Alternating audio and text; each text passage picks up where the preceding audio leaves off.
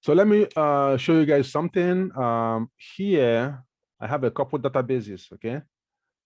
And I'm going to show you what I mean by collation. So this is AdventureWorks 2019, okay? So when you right click on this and you go to properties, it tells you, so look at this last property here, okay? It tells you that this is SQL Latin 1 general, okay? So this is the collation of this database, okay? Now, let me open another database. Let me say curriculum, okay? And I look at this.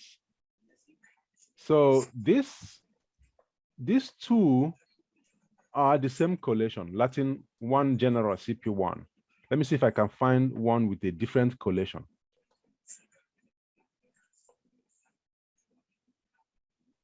Okay, this is the same one.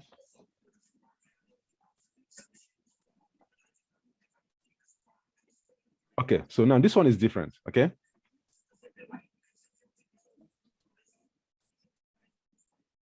So this database has Latin 1 general 100, C, I, A, S, K, S, whatever, and this one is different.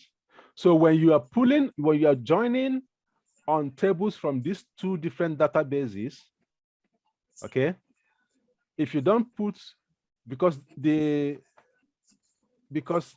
collation is different, if you don't tell it to use collate database default, it's going to throw error, okay? It's to throw a collation error, all right? So part of what I did was I took this subquery, okay, and I removed it. So I had something like this where,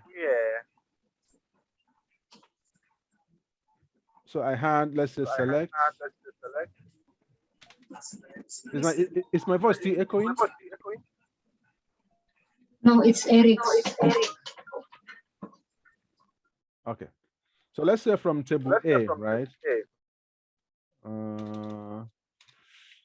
From table A, let's call it, then join table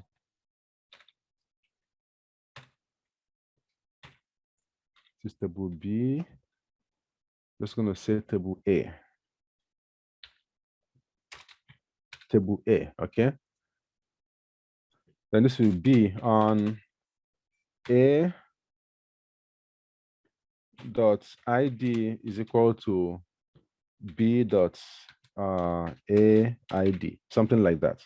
Now, if these two tables are from different databases, right? Obviously, I'll have to put in a four-part name, right? So here, I will have to put in, let's say the database is AdventureWorks, right? Say AdventureWorks dot. So this will be a three-part name. Let's say it's .dbo, right? Dot this.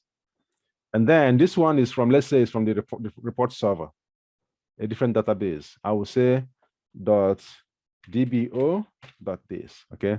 So you can put this in square bracket if you want, it makes no difference. Okay. So now, because these things are from databases with different collation, okay, what you have to put here is, at the end, you say collate database default, okay? So that takes care of the error that gets thrown here, all right? So that being said, if you have something, so what I had in my own case was I had a join to now a subquery, okay? Select star from ABC, call it A, join B, C, D, or whatever, call it C on A dot ID is equal to C dot AID, something like that. Okay. Then I call it, let's say I call this S on A dot ID is equal to S dot, well, let's say S dot ID, something like that. Just keep it simple. Okay. Now, this part was running fine. Okay. This part also was running fine. Okay. But once you run this as a whole, it doesn't go anywhere. All right. So what I did was I had to now put this into a temporary table. Okay. I put this subquery into a temporary table. This is a real case scenario that I'm describing for you. Let's call it ABC. All right. I put it into a temporary table, and then I reference this temporary table here. Okay. Now, with this, the query that was taking more than 30 minutes and still giving me no result, this runs under 10 seconds. Okay. Just by removing the subquery and adding it as a temporary table at the top. Okay. Now, I faced a different issue now. I don't know if you guys know this, but in your data source, OLEDB data source, you cannot have temporary tables. Are you guys aware of that? Most of the time when you are doing your data source in SSIS, right, you just have select statements. Okay. Select this from that, and then you are running a SQL query. You just have a select statement, and then it gives you your result set that you use as your data source. Let's say you encounter this kind of situation where ideally all I had to do was, just something like the okay, let me put the original version. So I had a question. Can we not use the stored proc where you can use a temporary table inside a stored proc? Is that? I tried that also. The issue is, even if you are using a store proc, and that store proc has a temporary table inside it, and you are calling that store proc as your data source in using OLEDB, you face the same issue. Okay. I'm saying this because I tried it and it didn't work. Okay. Okay.